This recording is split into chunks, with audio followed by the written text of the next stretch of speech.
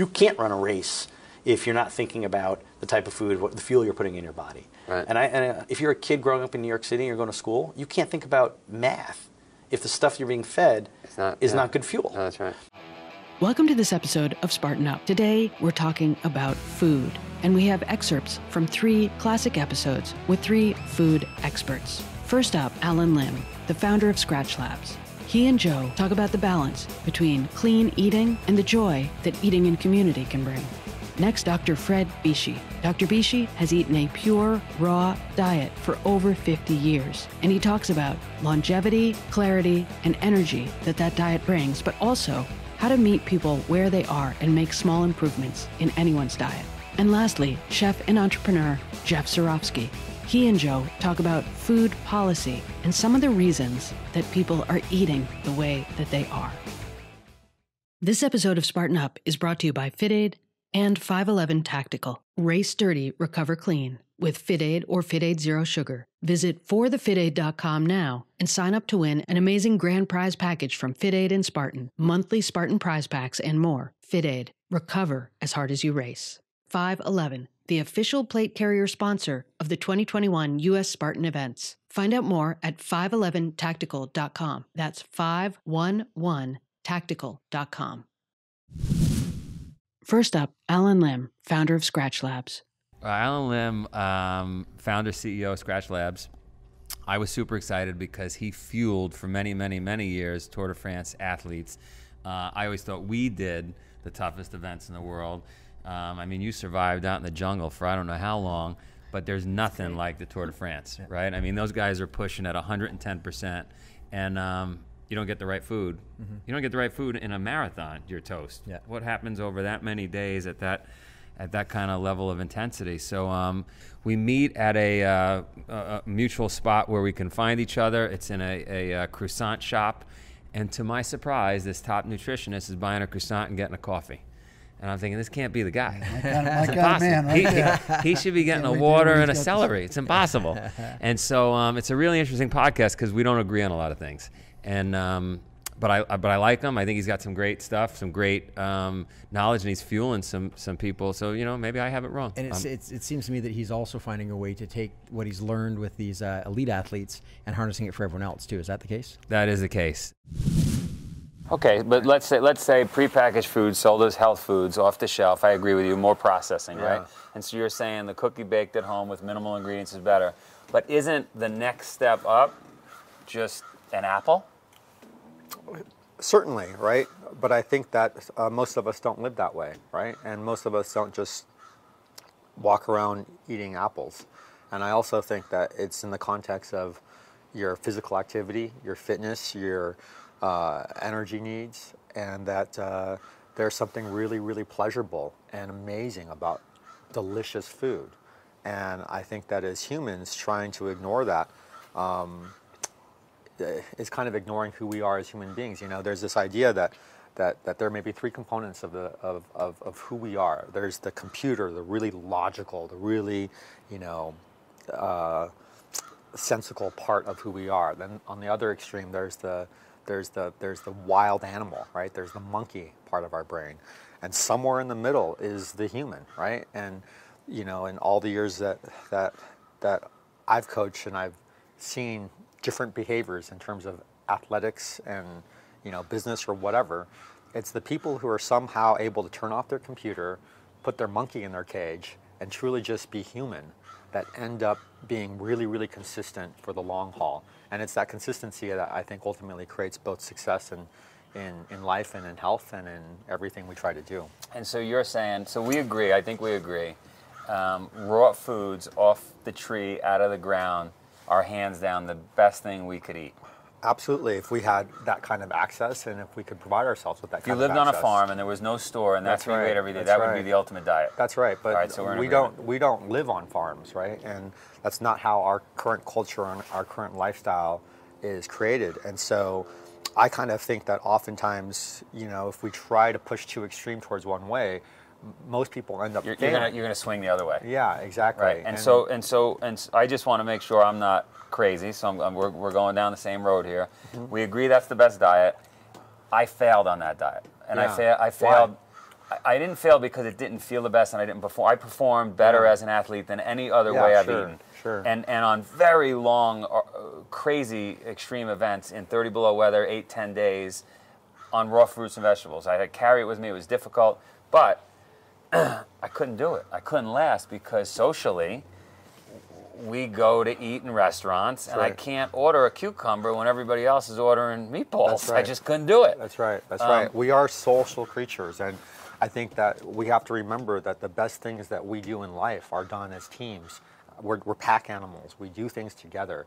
And if we can use food to bring people together in a real positive way, I have personally found that people thrive.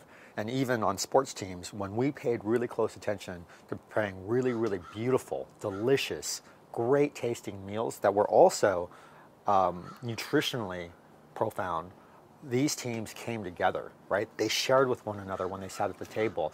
There was something emergent. In science, we talk about, oftentimes we talk about everything as reduced. There's an idea in science called reductionism, where you break everything down to the individual parts, the fats, the carbohydrates, the proteins, the little micronutrients, the different phytochemicals. Ever since the invention of the microscope, we've been thinking about our world from a reductionist perspective. But there's another philosophy in science called emergence. And what emergence postulates is that the whole is greater than the sum of its parts. That if you were to think about human consciousness or the brain, despite the fact that we can break the brain down into all these individual neurons and synapses and different neurotransmitters and gray matter, white matter, we still haven't figured out how all those parts come together to create self-awareness, right? Self-awareness is emergent, right? If you take an ant colony, you have one ganglion. They can make one decision at a time, and you put billions of ants together, and this amazing complex behavior emerges that allows the whole entire colony to survive. You take one ant in isolation, and it's dead, right? So I think that food, the way I see it is that as an academic, I used to always look at things from a pure biochemical or reduced standpoint. And when I got into the realm of sports and started to understand how critical the social component was, I realized that there was something really emergent happening. They say comfort stunts growth. That's right. Right? That's right. That's right. But at the same time, bringing this back to food, there has to be that reprieve, and there has to be that joy in life. At the end of an 8-hour ride, I certainly get your whole, then it makes sense. It makes sense. Right? It makes sense. Yeah. But if you're not exercising, that's right. You probably shouldn't be making buttery, sugary cookies. That's right. Right? And there's gluttony in everything, right? There's gluttony in food, and there's also gluttony in work, right? And when I think about athletes and this idea of overtraining, right? It's as gluttonous as overeating. And so you have to at least try as hard as it is to keep them in check. I wouldn't say that you keep them in balance, because in our world there is no such thing as balance. You ever thought about how people stay balanced on a unicycle? You don't. You're either always falling forward or you're always falling backwards, right? And that's how you stay upright. And I think that that's definitely been a notion that I've seen.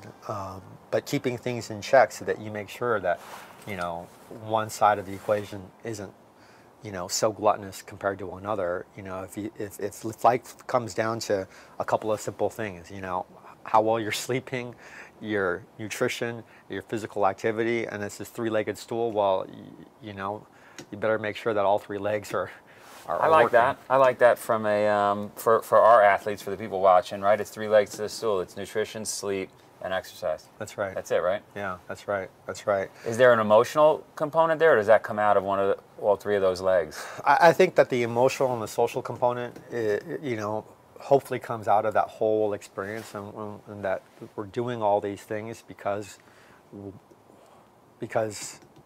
ultimately we want to be part of a community of like-minded individuals. All right, Dr. Johnny, we got to talk about what he meant with leaving the monkey in the cage, putting the computer aside, and just going to live. What do you mean by that? Well, I think he's talking about in our modern society, he talked about we've got the logical computer side of us, and that's where we spend a lot of our time thinking. And then there's also the living and engaging in a primal way. And I loved what he talked about. You know, in your interaction back and forth, you were like, no, food is simply fuel. That's all that it is. That's the logical mind, right? And that's sitting down on a computer, busting out the calories and the nutrients. And he said, no, we're animals, like, and we're social animals. That's the cool part. You know, there's going out and running around and engaging and sweating, and that's important. But doing it together as part of a team. Or I loved the example he talked about when you take a sports team and take really good, nutritious food, but that they enjoy. Like if you put just a bunch of celery and water in front of them, they're not going to be super motivated the next day. But when you put good, nutritious, nourishing food and they all go out and enjoy it together in a social setting and how that elevates everything, I really love the idea about marrying those two things up, and I get the psychology behind that for sure. You know, I have a problem with it, I think. I grew up in an Italian household in an Italian neighborhood where everything was food. Sure. I mean, that's all we talked about was food. All we did was eat. And it wasn't too nutritious, right? No. It was just giant pounds, you know, just quantity of food. But he's talking about for your soul, for your sociability. Well, no, I mean, we sat at a table. Sure. They talked. But I've seen you eat. And there's not a lot of talking. There's not a lot of soul. Yeah, But here's the thing: it doesn't have to be an either or. You know, you're sort of saying it either has to be this Spartan celery and water. Food is not about enjoying. Food's about fuel. So I can carrots too. I mean, you can. But you're saying the alternative is to sit around and slovenly shovel back horribly unhealthy food. I think where Alan's coming from is you can create, and I love that he talked about making it yourself instead of just going and buying fast food. He talked about actually making from whole foods and solid nutrients and creating something that is both, that's healthy, that's nourishing, that satisfies that functional role, but without it being suffering, with, you know, that you can really bring enjoyment and that social component into it. Next, Joe talks to Dr. Fred Bisci. I think you guys are going to love him. He's actually performing an experiment on himself. He's only eaten raw fruits and vegetables for 50 years. He's 80-something years old. He's still strong as an ox, although he looks thin because of what he's eating. Healthy as can be, and is absolutely convinced that if the game in life is longevity, this is the way you do it. I'm here with Spartan Up the podcast.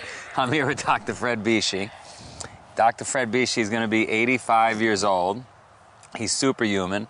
50 years, this is all he's been eating, raw fruits and vegetables. 50 years, right? 50? Or more than 50? 50, just about 50 years. 50 years. He can still run a marathon. He's healthy as can be. Does kung fu. I watched him submit a guy before. My phone is ringing. Hang on a second. Wait a minute.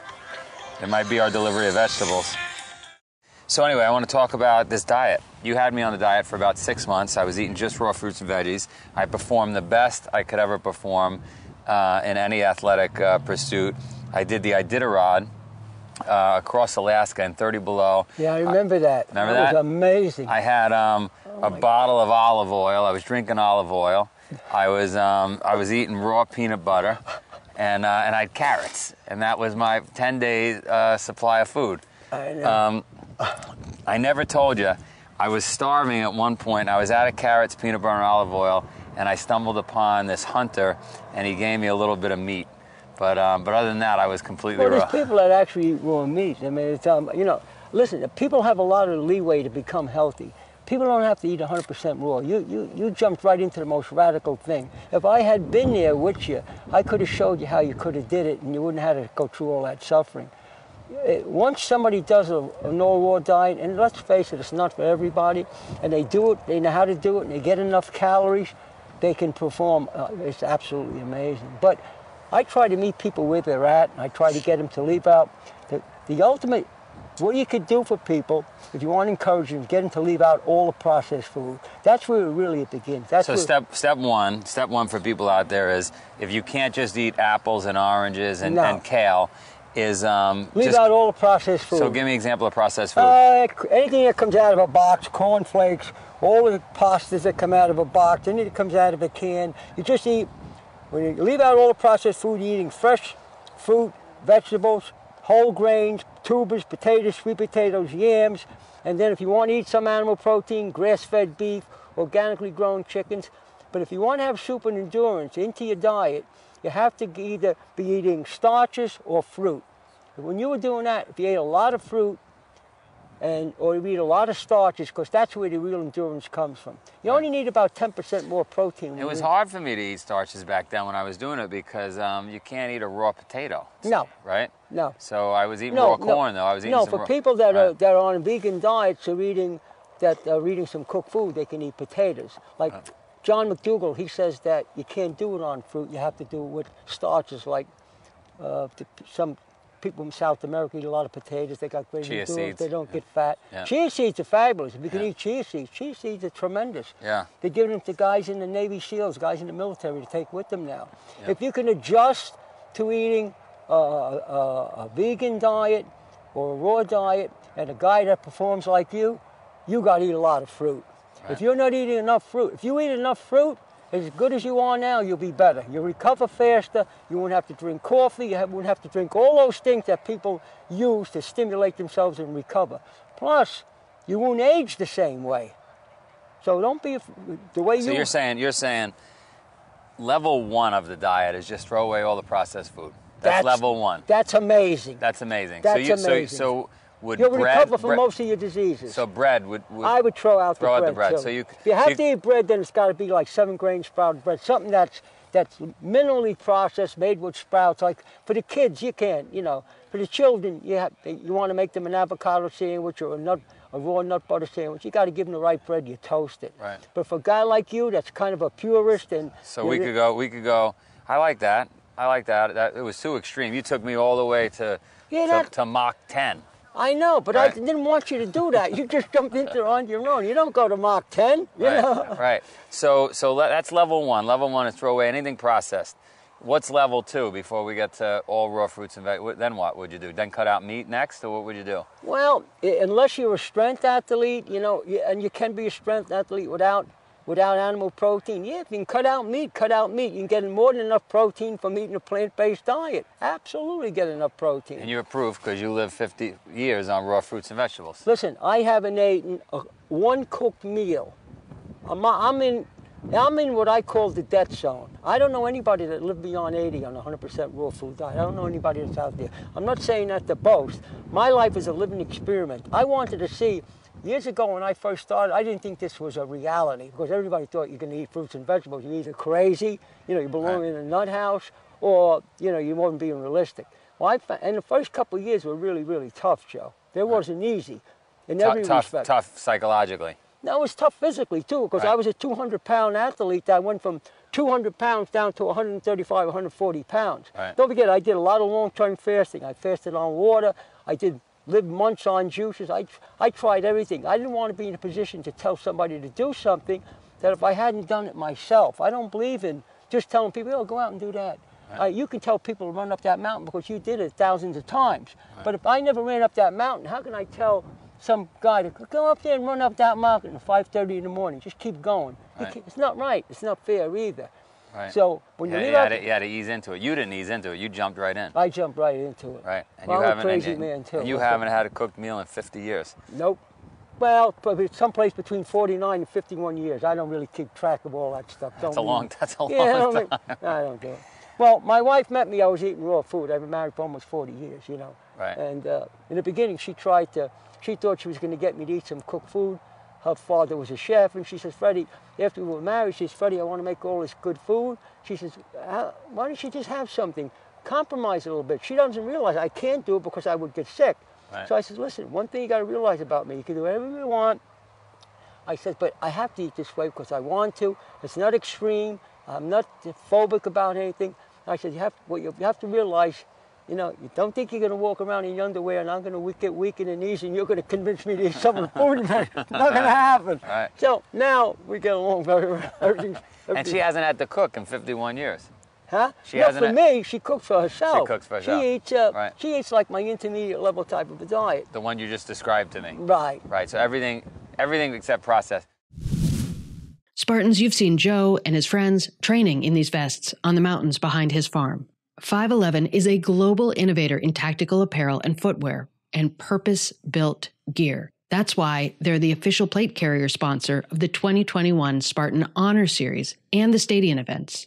Not only that, 511 hosts Spartan workout tour events at select 511 retail stores 30 to 90 days before races hit. This 90-minute bodyweight training session caters to all levels of fitness, so please, anyone can come join. Come for the camaraderie, come for the fitness, but also exclusive giveaways, prizes, and special 511 promotions. You can enter to win 511's TAC Tech plate carrier at selected Spartan Honor Series and Stadium events and workout tour events. Take part in their newest Physical Training Ready Challenge. Put yourself up against other Spartan racers and earn the exclusive 511 Spartan dog tags. It's a lot to keep track of, but it's all great stuff for you. To learn more about 511 and to find a 511 retail store near you, visit 511tactical.com. FITAID. FITAID is a clean sports recovery drink. You heard that right. Clean sports recovery drink. It's 45 calories, certified non-GMO tested, vegan, paleo-friendly, certified gluten-free,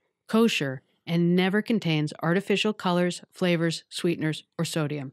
Even the zero sugar option that's keto-friendly and 5 calories is naturally sweetened with monk fruit and stevia. The FITAID Recovery Blend has glutamine, glucosamine, turmeric, BCAAs, omega-3s, CoQ10, the full B complex, and electrolytes. It's what you need after the gym, hiking, biking, or your race.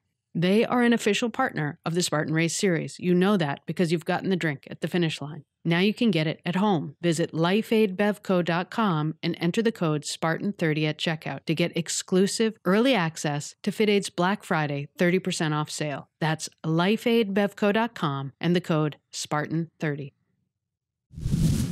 Remember, guys that lift weights, when they switch to a clean diet, living out all the processed food, they're not going to feel good in the beginning because they're going to be going to detox from all that animal protein that wasn't organic, all the nitrogenous byproducts. So if they go by how they feel, they're not going to feel good. They're not going to think this is a valid concept. So you were a big bodybuilder?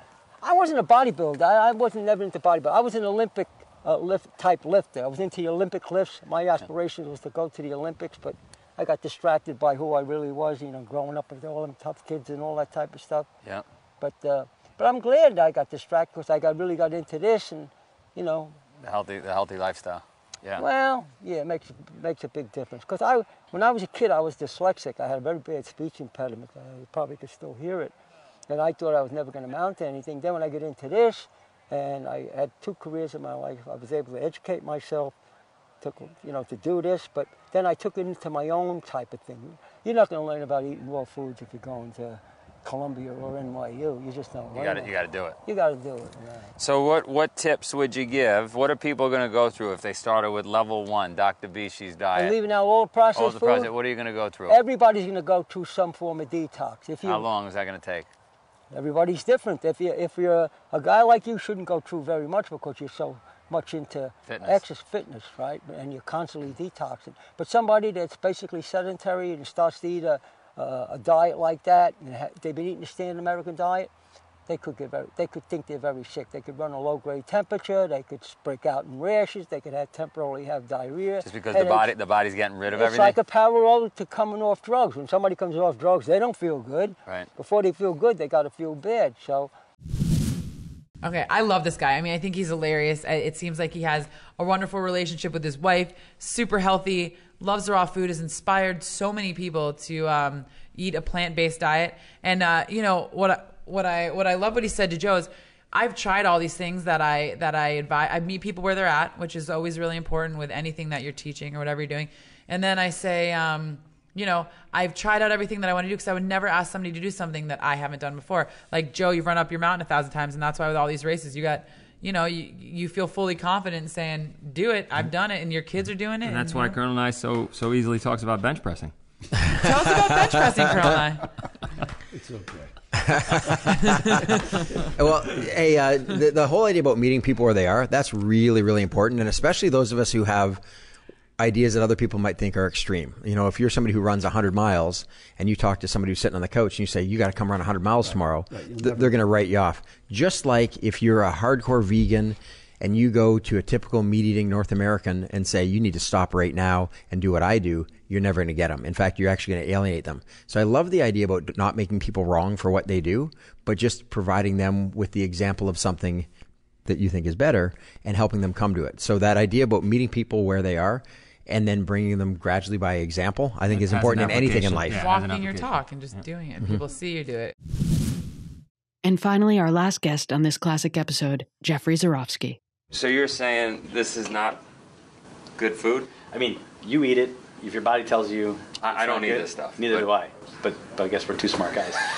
No, look at the ingredients. First of all, Michael Pollan's test of, like, what's in these things, right? And you can't pronounce half of them. Welcome back to Spartan Up Podcast. We're in the beautiful Amy Barn in Pittsfield, Vermont. Hey guys, look who I found.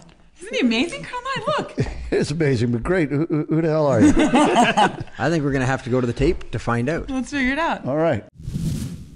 But the shame in it is it's the right thing to do, right? Can you imagine, food off the farm, free range? Well, let's. I mean, we want to have a conversation. That's multiple podcasts. Yeah. Our food system is completely broken, and part of it is, and this is.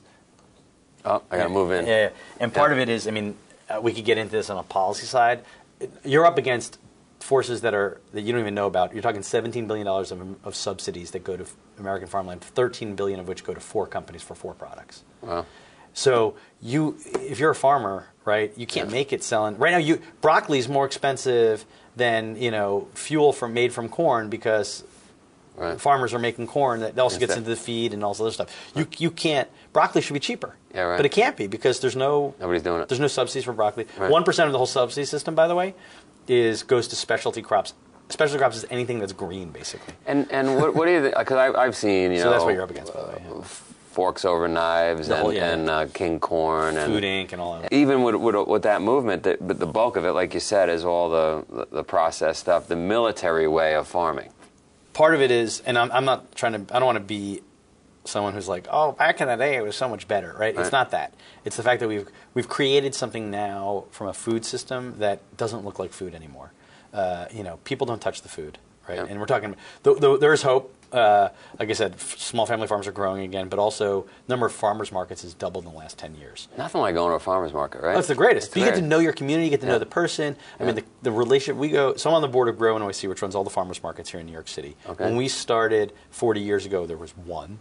About 15 years ago, there was only about 20. We now have 53.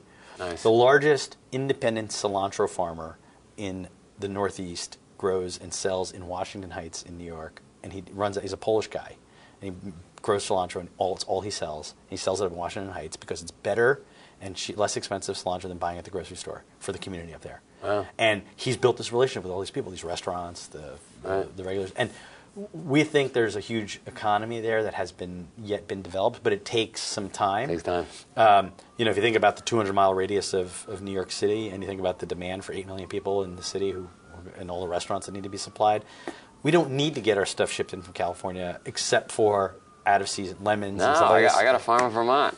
The big issue is that current GMOs that are being grown in labs for the purpose are becoming pesticide and herbicide enabling technologies. Right. That's the key. Right? They're I was actually at the original Monsanto and Delta and Pineland meetings in like the early 90s. And it was all about the sprays. Well, so they sell approximately 5 to 6 to 1 of what they sell in the seed. Right. I personally, and I'm maybe a little iconoclastic in this, I don't care about the issue of the seed, and I agree with all the people who think about abundance and feeding the world and feeding the 9 billion. I'm worried about, you can have those seeds and still grow organically, grow naturally, but to enable spray, which lasts in the supply chain for multiple iterations, it's causing cancer, diabetes, non-contagious diseases. The 4 major ones are all coming, we know, from toxicology in our system. Our immunity is broken. We're not getting enough. Forget about eating more kale. It's like, stop eating the crap that is processed and carrying all this toxicology. Forget about. I mean, the problem is it's at your fingertips, right? You're hungry, and it's there. It's been subsidized. I mean, we could talk politics all day long. If you're an independent Tea Party person, you should be outraged at the amount of subsidies that go to 4 companies to enable their businesses to then create $1 trillion health crisis. Yeah, like that's what's gone on. How do you stop it? I think this is a bit of an idealism. I think you got small farms, 700 acres or larger even. They need to organize. Someone needs to use, if you want to use technology to organize farming, like forget about better systems for creating farming, you need to organize and create almost a small farm lobby that goes and says, you know what, we want to fight for our rights. There's 1% of the subsidy system comes to green vegetables. What if that was doubled to 2%? Right. You know, that would be double their amount of the business. What if we did away with subsidies altogether and went back to just a system of crop insurance so that when it snows or rains or, you know, tornadoes and such wipe out, people have, there's a great Planet Money podcast about the $1 million farmers in Iowa. And these guys were then... I think, yeah. Yeah, it was a good piece because it didn't like blame the farmers. It was just like the system exists, so they're going to take advantage of it. Why wouldn't they? Sure. There's also this issue, if you want to tie it back to sort of like health and wellness and productivity and like what you do, you can't run a race if you're not thinking about the type of food, the fuel you're putting in your body. Right. And if you're a kid growing up in New York City and you're going to school, you can't think about math if the stuff you're being fed is not good fuel. No, that's right. And so our future relies upon it, and it's a little bit of something that's being, you know, created by our own government. And I think there's an issue there. And I think it all, in my opinion, all goes back to the cookie test.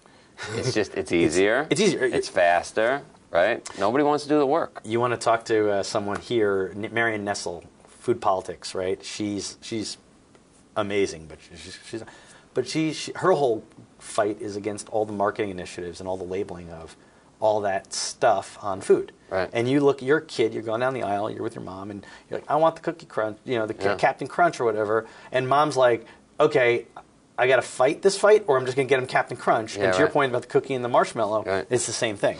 I have the fights. And then what happens is, in my opinion, normal becomes worse every year. Oh, it just keeps working in the wrong direction, because then your family, the adults, are saying, "What's the big deal? Let them have some. Do we really need to have this fight?" My partner Tom Clicchio and his wife, they put together a film called A Place at the Table, which talks about hunger in America. And what was really fascinating is hunger and obesity are the same, opposite sides of the same coin, which is this supply chain, right? Sure. And you'd be surprised that where hunger, we think of hunger as you know, kids in the street or homeless people in the street in New York City, which is prevalent. Hunger is all across it's rampant. People who have 2 jobs who can't afford real food, right? And you know, the amount of support systems across the country in, like you're saying, cowboys, ranchers, like rural areas, it's amazing. Yet they could just grow their own food. Let's end it with this. I suggest we just put a policy in that said, I like Bloomberg, right? Let's just cut out junk food completely. It's not allowed anymore because, and everybody's going to hate me for this, but human beings cannot make the right decisions. I agree with you. We're not capable of making good decisions. A, we don't have the right information. B, 7 out of 8 doctors recommend Marlboro or cigarettes. Like, are you fucking kidding me? Well, if you want to talk about it, and I think this is another thing, the EMF, like the whole, right now everyone's talking about the studies. Well, 40 years ago the studies were saying cancer, you know, smoking didn't cause cancer, right? Or 50 years ago. Thanks for listening to this episode of Spartan Endurance on Spartan Up Podcast. Come back every Tuesday to hear new interviews with Joe Sena, the founder and CEO of Spartan. And stay with us the rest of the week for classics, for DECA, and endurance episodes. If you want to see more classic episodes, go to spartan.com/toughbible. This episode of Spartan Up is brought to you by FITAID and 511 Tactical. Race dirty, recover clean with FITAID or FITAID Zero Sugar. Visit forthefitaid.com now and sign up to win an amazing grand prize package from FITAID and Spartan, monthly Spartan prize packs, and more. FITAID. Recover as hard as you race. 511, the official plate carrier sponsor of the 2021 U.S. Spartan events. Find out more at 511tactical.com. That's 511tactical.com.